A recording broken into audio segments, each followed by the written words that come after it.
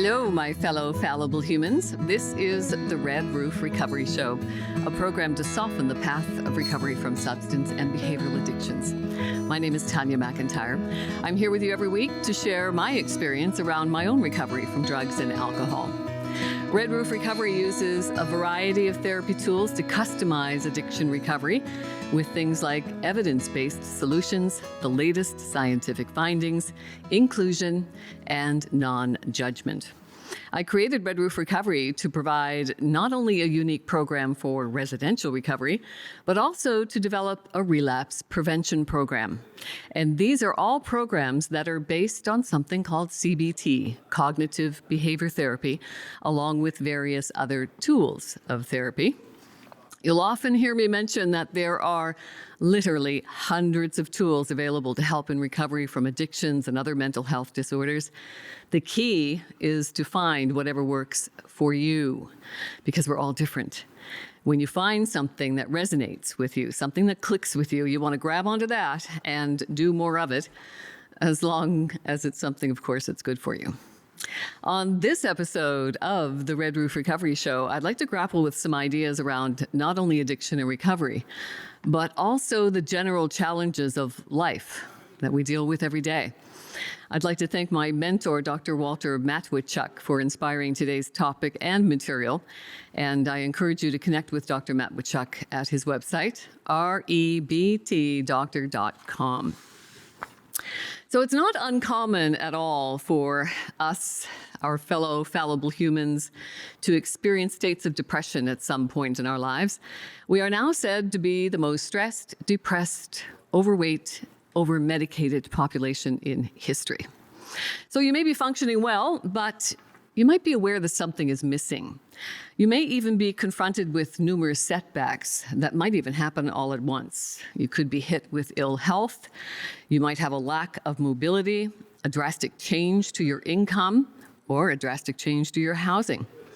I often hear people say in recovery circles, "I can't see a way out of this. I feel hopeless." I facilitate weekly meetings for people who are navigating life and their path of recovery from mental health disorders, including addictions from harmful substances and behaviors. I'm known to my friends as Positive Pal because I can often help people work their way back to a healthier mindset so they can come to their own realization that it's not what happens to us, it's how we respond to what happens to us. And that's why I've grown to love cognitive behavior therapy. It not only helps me abstain from drugs and alcohol, but it also helps me recognize and manage unhelpful thought patterns that can contribute to my feelings of unhappiness and hopelessness. Rational emotive behavior therapy. It's another kind of cognitive behavior therapy, commonly referred to as REBT, rational emotive behavior therapy. Dr. Matweychuk is an expert in rational emotive behavior therapy. His website represents that, REBTdoctor.com. REBT is one of the few cognitive behavior therapies that aims to help you achieve greater life satisfaction, joy, happiness, and even personal meaning, as well as helping you overcome emotional disturbances that might be keeping you stuck in unhealthy and sometimes addictive behaviors. Rational emotive behavior therapy is not merely a therapy aimed at treating a psychiatric disorder. It's also philosophical. The originator of REBT, Dr. Albert Ellis, was intrigued by the topics of happiness and love. And back in 1936, he was just 23 years old at the time, and he wrote an unpublished manuscript. It was titled The Art of Not Being Unhappy. His initial doctoral dissertation at Columbia was titled A Study of Love Relationships of Women. His hobby was philosophy, and he used this knowledge to create his REBT, and it was aimed at helping people address the problems that undermine their happiness in life. So how is it even possible to eliminate emotional disturbances? Well, it stands to reason that you cannot have a good deal of happiness and joy if you're experiencing many unhappy moments, right? We are a victim of our circumstances in many ways. But we can make ourselves unhappy quite easily at any stage of life, and we have to start in our quest to find happiness and joy. And my quest to find happiness and joy actually didn't begin until I decided to make a change in my life and stop killing myself and starting to find a way to recover from my drug and alcohol addictions.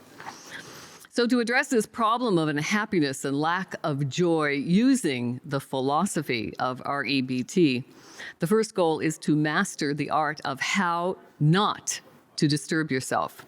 We need to work at not yielding to this all too human impulse to disturb ourselves.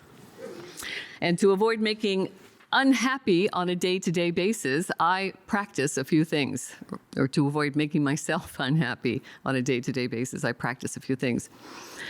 Can you tell I just put this together today to talk to you about this? So forgive me if I'm feeling a little unsettled around this topic today, because I'm dealing with some heightened emotions on another thing. So I'm going to try to stay focused on today's show. But again, this represents that I am too a fallible human.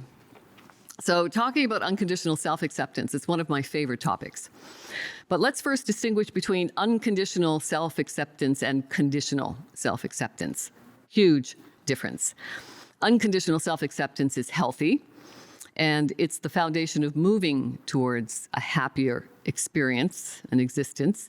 And again, happiness is different for everybody. It's a subjective thing. It's fleeting as well. And then we have conditional self-acceptance. It's the foundation of shame, guilt, anxiety, and depression. It's a hurtful human tendency to accept ourselves conditionally.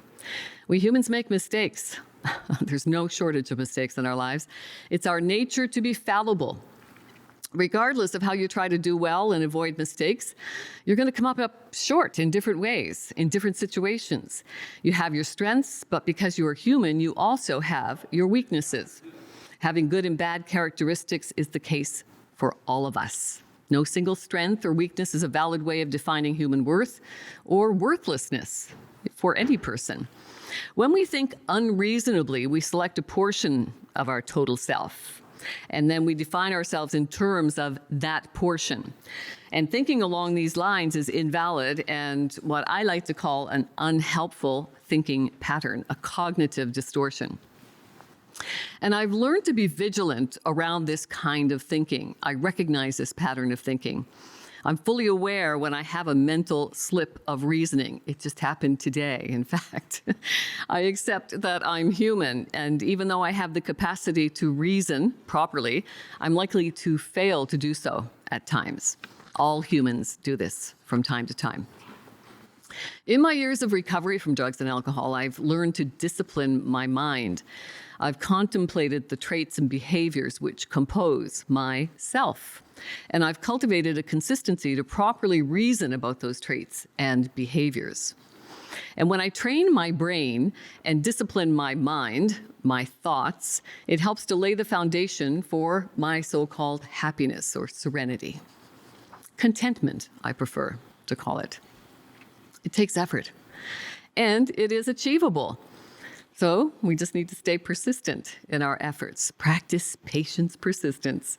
What we practice grows stronger. You will eventually feel different on an emotional level, and when that emotional impact happens, you will notice that you're making progress, and that will help you build the motivation to continue. When we place conditions on our self-acceptance, that's when the trouble starts. It will inevitably lead to non-acceptance of yourself, which can feed addictions and other mental health disorders. It can also lead to self-rejection and feelings of self-loathing and worthlessness. Rational emotive behavior therapy can help with this form of emotional suffering. I endured that kind of emotional suffering for decades while my addictions progressed. My self-acceptance was conditional on countless social constructs that were keeping me stuck. I stayed in a journalism career that was soul-sucking toward the latter part, and I allowed that to define me. If I wasn't a broadcaster, if I wasn't a journalist, what would I be? Who would I be? Being a journalist made my father proud, or at least I thought it did. It afforded me perks of life that would otherwise be unavailable, things like free admissions to the big venues in town, whatever was happening, all the movers and shakers around town, you would get to meet them all the time. Lots of free tickets, invitations to all the big events. It was a good place to be, on the surface at least. Underneath, I was compromising my virtues in countless ways. My addictions were progressing, and I was participating in the daily agenda of perpetuating propaganda, creating the FUD factor, fear, uncertainty, and doubt. When I started to understand the different reasons why it is not valid to place conditions on self-acceptance, I made it part of my daily routine to review all of the reasons until I start to experience genuine unconditional self-acceptance and observe myself feeling healthy feelings and acting in healthier ways. One sign of progress is that you will begin to get out of your social comfort zone. You'll start taking calculated risks in life.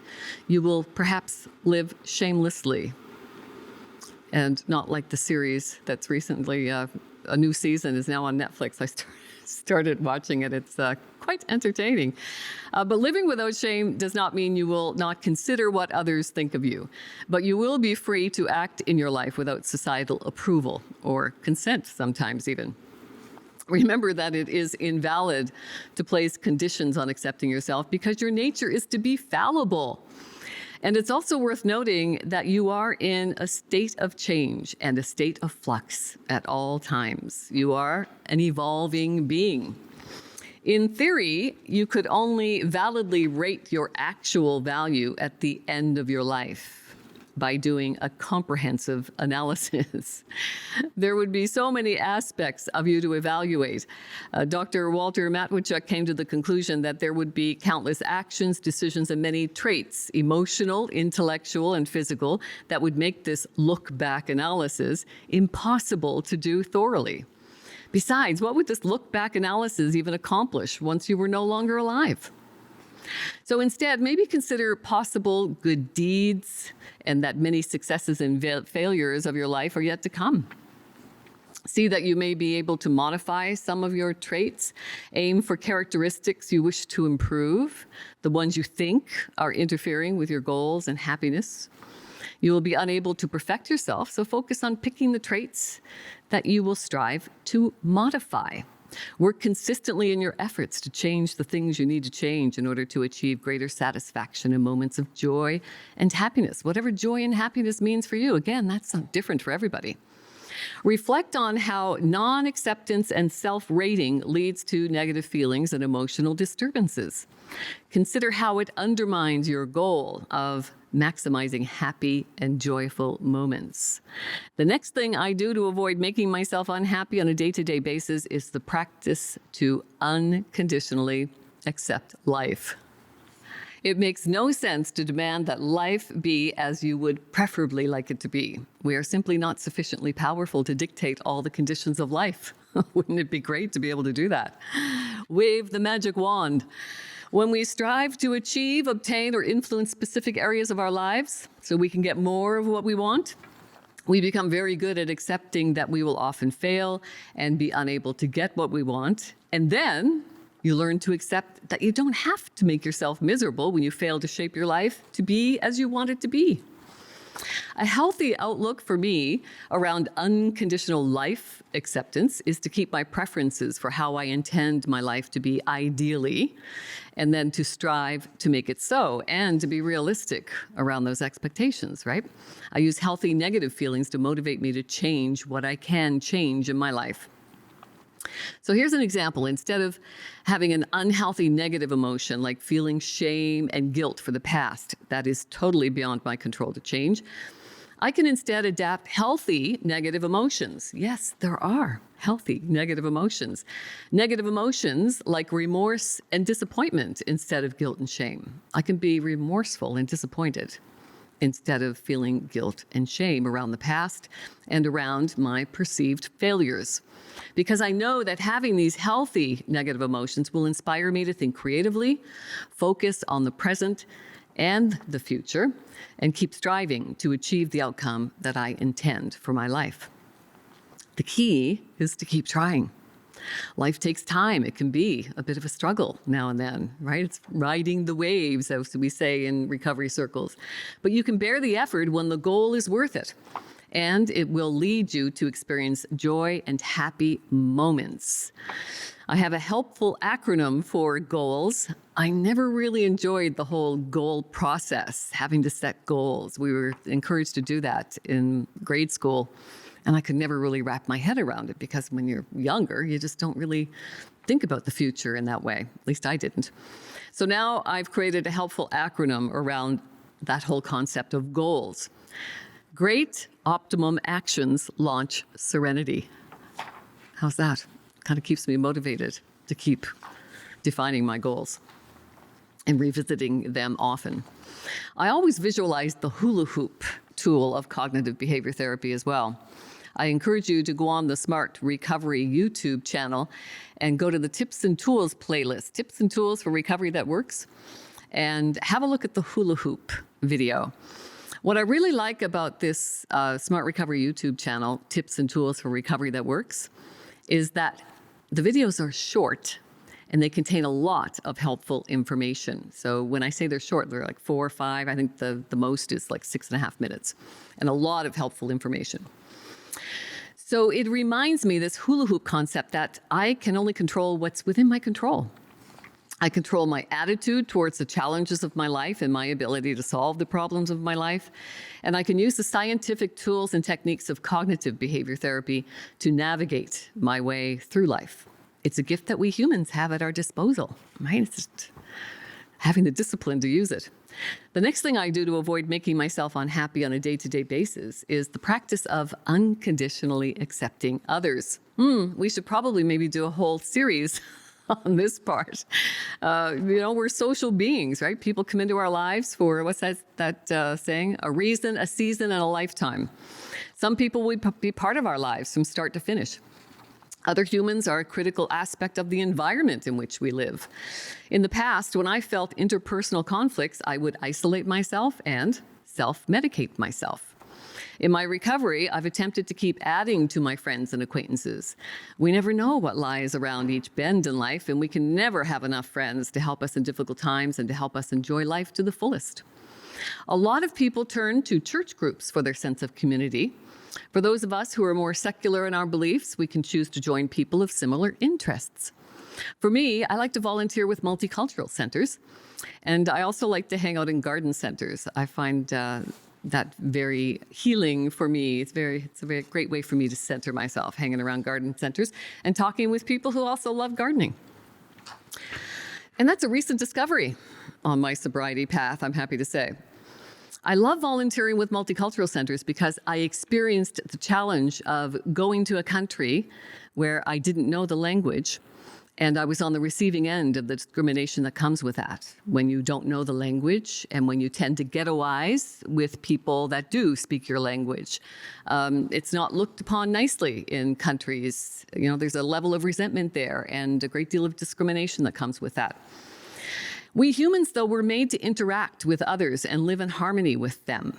It's been a challenge for me to learn how to do this by controlling my reaction rather than attempting to change and control people. When people misbehave, we can ask them not to do so, right? Communication skills are ongoing. I learn something new every day in communication, and that was my vocation for 22 years, communication. So I'm always learning every day of how to properly communicate. If you find it difficult to assert yourself, you can learn to do so by pushing yourself and experimenting with asking for what you want and saying no when you do not want to go along to get along. I find role-playing really helpful in certain circumstances that I'm going to be facing uncomfortable conversations, communications. If I ask someone who I love and trust to have a role play of the difficult conversation, I find it very helpful to do that. We have a choice, right? We always have a choice about how we're going to respond. I often say, practice the pause. Leave it in draft. When I am feeling heightened emotions and I want to send an angry email or an angry text, I just put it in draft. Let it sit there for a while. And chances are, preferably leave it there overnight. And I would say 99% of the time when I wake up the next day and reread that text or email, I don't want to send it. And it's normally the right decision. So recognizing that we are all fallible, right? We're always in flux and flow. And relating to people will inevitably involve some tolerance of everybody's foibles. We all have them. Trade-offs are going to be inevitable, especially in the workplace. And work on learning to change yourself instead of changing other people. In AA meetings, I still go to AA meetings because they're plentiful, and I think it's the best personal development program on the planet. And I really like the peer support. And they adopted the Serenity Prayer as part of their tenets. And it goes like this: God, grant me the serenity to accept the things I cannot change, the courage to change the things I can, and the wisdom to know the difference. There's more to it than that, but that's the gist. And then when I get into more cognitive behavior therapy and started to facilitate SMART meetings, I put a little twist on that serenity prayer. And now it's grant me the serenity to accept the people I cannot change, the courage to change the one I can, and the wisdom to know that it's me. So training my brain and developing the discipline to not disturb myself sets the solid foundation for my happiness, joy, and meaning in life. So ask yourself, are you actively doing that which facilitates happy and joyful moments and experiences? It's good practice, I think, to discover what you like and then set realistic expectations around that. Recognize that you're an individual. You're going to have individual tastes for people, places, things, and activities. Recognize that happiness is not an ever-present state of feeling. I think we've been conditioned to think that we have to maintain this state of happiness and joyfulness and purpose 24/7. That's unrealistic. Accepting that a happy and joyful life all the time is not realistic, while a life with many happy and joyful moments and experiences is much more realistic. So striving to feel engaged with what you're doing when you're doing it, right? That's the power of now. When you encounter an obstacle, refuse to disturb yourself, as disturbing yourself is incompatible with experiencing a happy state. And then realizing that you will have to discover what will produce more satisfying conditions for you. We come to develop tastes, and we do this through trying new things, going to new places, interacting with new people, without self-medicating as a social lubricant. I'm on a daily quest to learn new ways to think, new ways to live, and new ways to be. So it takes a little bit of time and patience. With patience, practice, and persistence, you can develop a critical mass of skills before an activity becomes rewarding. Ralph Waldo Emerson said every artist was first an amateur. So applying this principle of unconditional life acceptance to this aspect of your existence, very important. It would be great if we were all born proficient in our hobbies, our pastimes, and vital absorbing creative interests, but we're not. Give yourself sufficient time to experience a new activity and develop some skill at doing it before you decide it's not for you. And then try something else. I did that with rock, that wall, climbing a wall, an indoor rock climbing expedition. No. I rated it on we call it the VACI worksheet, Vital Absorbing Creative Interest. I thought, rock climbing looks like fun, but it wasn't fun for me. I rated it, I might like it maybe a 6 or 7. No, it was less than 0 for me. So seeking experienced teachers and coaches will guide our proficiency, right? If we don't know how to do something, find somebody who knows how to do it to show us how. Be a teachable student. Boy, isn't that the truth? When the student is ready, the teacher appears. Absolutely. When we're open to teachings and implement them, even when the instruction is a struggle to implement, right? I mean, we're not going to be good at everything right away. We just need to practice it. All the best piano players in the world had to practice, practice, practice.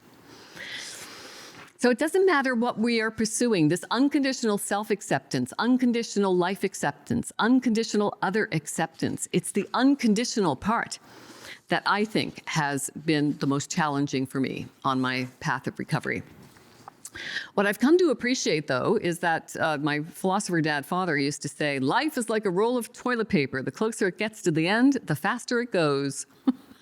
Life is short, and the closer we get to the end of it, the time does seem to pass quickly. But it's an opportunity, I think, to enjoy the moments when the moments are with us, living in the present.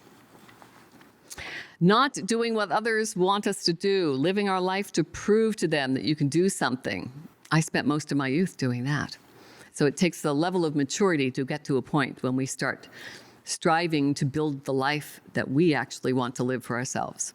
Remember, it's your life. You're responsible for it, and you're responsible for the pleasure that you're going to derive from it. Experiment with what you may like, and when you fail, you fail. So be it, you'll fail. But you're never a failure.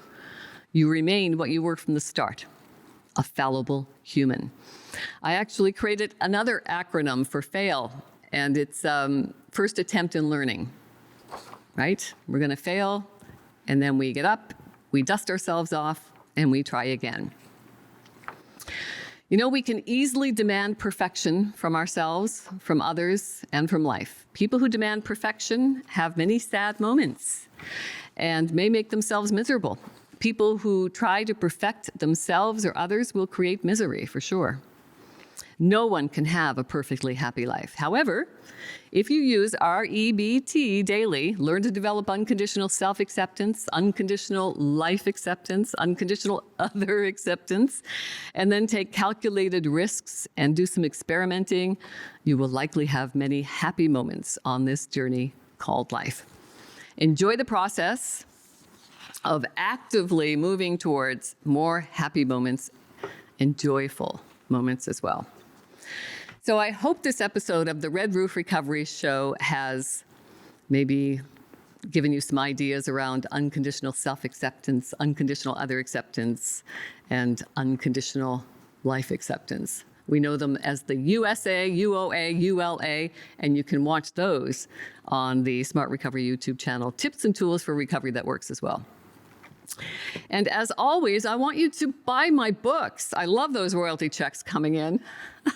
Mindful Wisdom from My Philosopher Dad, Sage Advice from a Single Father. I wrote this to honor my father who raised me as a single father while struggling with his own addictions. And he's a remarkable man. He deserves a legacy of greatness. I miss him dearly. And then my second book, Daily Wisdom from My Philosopher Dad, some inspiration to guide your days with lots of his wisdom. It's done in journal type, so you get an inspirational message every day. So those are available on Amazon.ca and also here in Canada's prettiest town of Goderich, Ontario at Finchers in the Square. Thank you so much for you being here, spending 30 minutes with me. You are an integral part of my recovery journey. Thank you for being here with me every week. I really appreciate it. So my hope is that you not only buy my books, but hang out with that daily wisdom book for a while and contemplate that daily message. I find the power of words very powerful. The power of the written word can be life transformational, at least it has been for me. My wish for you is to live fully, live purposefully, laugh often, love always, be mindful, stay positive. May the force be with you. And remember, you are the force.